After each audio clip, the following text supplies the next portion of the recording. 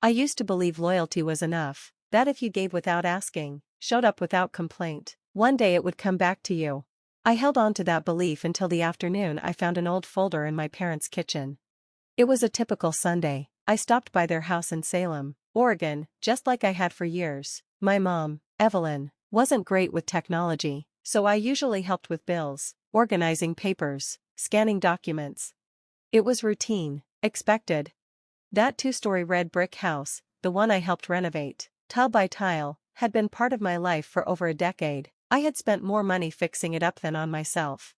"Can you look at this for me?" Mom asked, handing me a pile of paperwork before going to water her orchids. I sat at the dining table and started sorting: credit card bills, receipts, a utility shut-off notice I hadn't seen before, and then, at the bottom, a thick cream-colored envelope marked in bold, estate plan and will. I froze. I wasn't snooping, at least, not really. I'd always been the one to handle things like this: insurance, emergency contacts, backup plans, so I opened it to check. What I saw knocked the wind out of me. Every asset, this house worth almost $500,000, the savings account, the SUV I helped buy, even Mom's wedding ring, was left to my younger sister, Megan. My name wasn't there at all, except one sentence: "We love both our daughters." That was it. My hands shook as I stared. All the memories, driving through storms with medicine, paying credit cards, fixing faucets, vanished, like I was just a footnote, a ghost useful only when needed. The sliding door opened behind me. Mom's footsteps were soft. "Rachel, did you find the bank statement?" she asked casually. I stood, holding the will, voice steady but cold. "Is this real?" Her eyes flickered away, not needing to see the paper to know what I held. "Oh Rachel, that was just drafted a while ago. It's not final." "What does it mean?" I asked, voice tight. "Why am I not in it at all?" Before she could answer, Dad walked in with a coffee mug, setting it down like he was about to discuss the weather.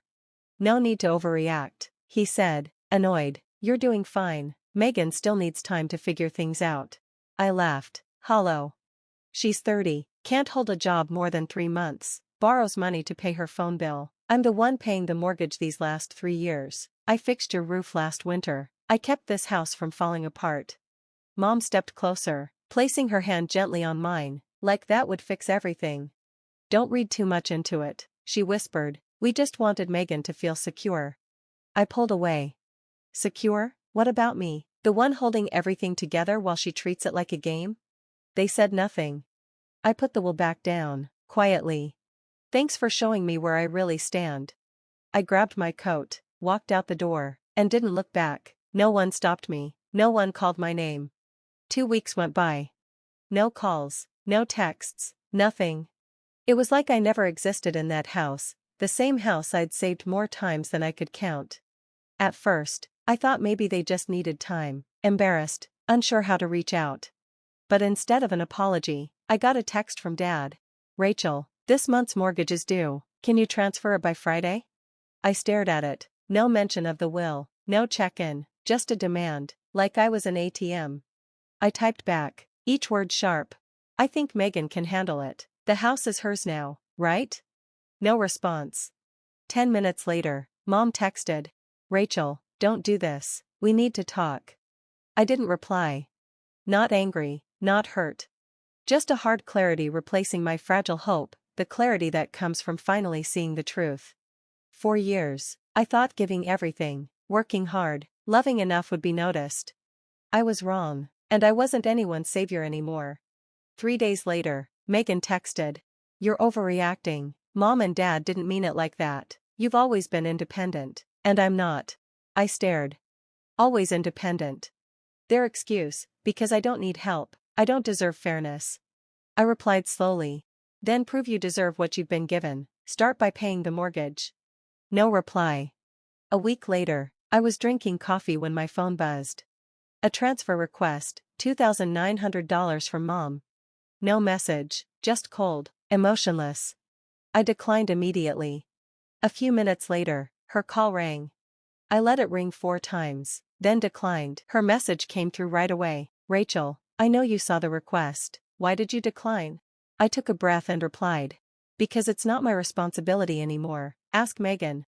For the first time in my adult life, I felt something settle inside me, quiet, steady. I wasn't scrambling to hold the pieces together. I wasn't sacrificing myself to keep others afloat. That same day, I called the bank and removed my name from the joint account. I canceled every auto payment I'd been managing: electric, water, internet. I deleted all the reminder apps from my phone, like closing a chapter in silence. That night, I walked home from work and bought myself a chocolate cake, one I'd always loved but never let myself buy because someone else's needs came first. I played music, cleaned my apartment, and ignored my phone. For the first time in years, I fell asleep without anxiety clawing at my chest. And when I woke up, I felt something I hadn't in over a decade: peace. When guilt didn't work, they turned to blame. Days passed in silence, until Olivia, a coworker from the art center, messaged me. "Rachel, have you seen your mom's Facebook?" I hadn't. I barely used mine, but when I looked up Evelyn Bennett, there it was. A photo of the house, a long caption. "It's heartbreaking when your own daughter abandons you in your time of need, after all we sacrificed for her." 80 shares, dozens of comments, sympathy, outrage, support, most from people who didn't even know me. Below it, my dad had posted a similar message, a photo of the front steps and the caption, "We thought Rachel loved us, but when we needed her, she walked away." And then Megan. Some people are only kind when they're in control, but ask them to step down and they go silent. I guess that's what strength looks like now. I stared at my screen, not angry, not shocked, just tired. They had rewritten the story, but they forgot one thing. I wasn't silent anymore. That night, I made one Facebook post, no emojis, no frills. My family is telling one side of the story, here's mine. I posted a photo of the will, Megan's name circled in red. I included screenshots of mortgage and utility payments, all under my name. I ended it with one sentence. My silence wasn't consent. I was just waiting for the right moment to speak. That moment is now. The response was immediate.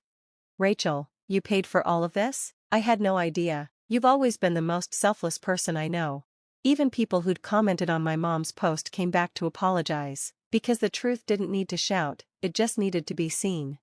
2 days later, my mom deleted her post, my dad deactivated his account, Megan changed her profile picture to a black and white flower, the dramatic move she always made when she lost control.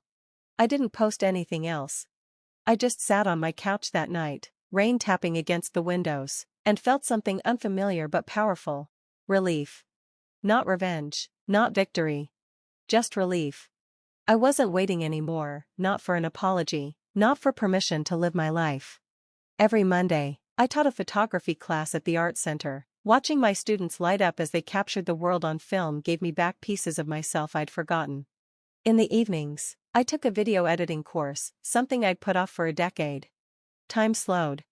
I strolled through parks, shopped without guilt, baked cookies just because. I posted them online with silly captions and didn't care who saw. I made new friends, ones who didn't know me as the responsible one or the fixer. They just knew me as Rachel. And for the first time, that was enough. Across town, the house on 147 Maple Lane began to show signs of wear. The yard grew wild, the shutters peeled, little signs, but loud, if you knew what to look for. Because here's the truth. When no one holds things together, they fall apart. And I had finally let go. They always come back, not out of love, but out of need. The next week, a message arrived from my mother. "Rachel, we need to talk. Your sister can't figure out how to pay the internet bill. Can you help?" I didn't reply. 2 days later, another. "She says she can't log in. We're completely lost." I read it, then walked to my bookshelf. Behind photojournal sat an old spiral notebook, filled with passwords, billing info, schedules, everything I'd once managed without being asked. I held it for a moment. Then quietly put it back. I wasn't their assistant anymore. I wasn't invisible scaffolding. 3 days passed. Then Megan messaged. "Are you serious? The power's about to be shut off. You're really going to let that happen to your own family?" I replied. "No, I'm just letting everyone take responsibility for their own choices." Silence. That should have been the end of it. But a few mornings later, I got a call from an unfamiliar number. "Rachel, it's Mrs. Langston. I live next to your parents. Your mom asked me if I knew any realtors. I think they're trying to sell the house. It's not going well." I thanked her and hung up. No satisfaction, no spite, just a quiet knowing. Later that afternoon, another message arrived. This time from my mother. Rachel, please, we really need you. The bank is sending someone to assess the property next week. We're out of options. I didn't respond right away. I just sat by the window, watching golden leaves spiral through the autumn wind. I used to believe this moment, this stillness, would bring peace.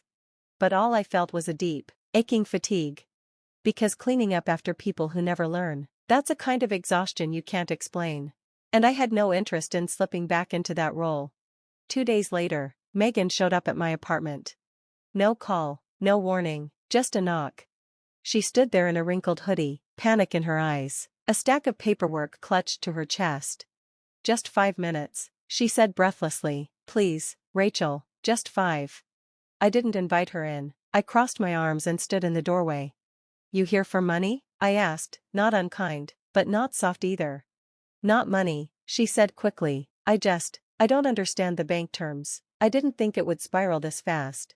I raised a brow. What about your inheritance? She looked down.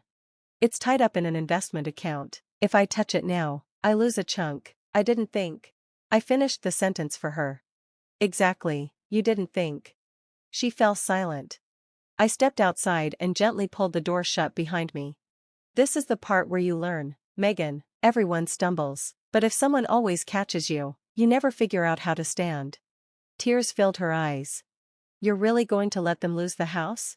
I'm not letting anything happen, I said. They made choices, now they face the results. I turned and walked away. She stayed there, unmoving. 3 days later, at a community art event, I ran into Marcus, an old classmate who now worked in real estate. Hey, he said, voice low, your folks' place, Maple Lane, right? It's flagged for foreclosure risk, property's in rough shape. I nodded. I know. He waited, expecting more. I offered nothing. That night, I edited photos from my new workshop, one of a little boy running full tilt down a sunlit path, laughing. It hit me then, pure joy has no space for guilt. Only freedom. Weeks passed. I poured myself into the things that made me feel whole, teaching photography, editing videos, writing, not reaction posts, but quiet reflections on a blog I started about breaking away from toxic family ties. It resonated more than I expected. Messages poured in from strangers. I didn't even know I was allowed to walk away. Thank you for giving words to the silence I've lived with. Then one rainy evening at my favorite cafe, a notification lit up on my phone. Price drop, 147 Maple Lane, $30,000 off, urgent sale. I opened the listing. The photos said it all, overgrown lawn, sagging shutters, water stains blooming on the ceiling. The house looked tired, worn, unloved. Not because it always had been, but because the person who quietly held it together had stopped. I closed the tab. I didn't feel proud, I didn't feel sad. Just a soft, settled distance, like walking past a place that used to fit you, until it didn't. A few days later, a letter arrived, handwritten in blue ink, the familiar cursive from my childhood. It was from my mother. She wrote about sleepless nights, my father forgetting things, the house feeling heavier without me in it. At the end, she wrote, I don't know how much time we have left to fix things, but if you're willing, I'm still here. I didn't cry. I didn't tear it up. I placed it in the drawer with old photo negatives and unfinished drafts, things that might be revisited one day, but not today. I wasn't angry anymore. I had simply let go. That spring, I held my first solo photography exhibit at a local cafe. Simple images, small beauties, a cracked teacup glowing in morning light. A child's hand curled in an old woman's palm. A lone bird perched on a rusted swing. After the show, a woman approached me and said, your photos, they feel like they're speaking for someone who never got to say how much it hurt. I smiled. Because she was right. I used to believe silence was the cost of love. But I know now, peace doesn't come from being needed. It comes from choosing yourself. They're still my family, but I'm no longer their foundation. And I've never felt lighter.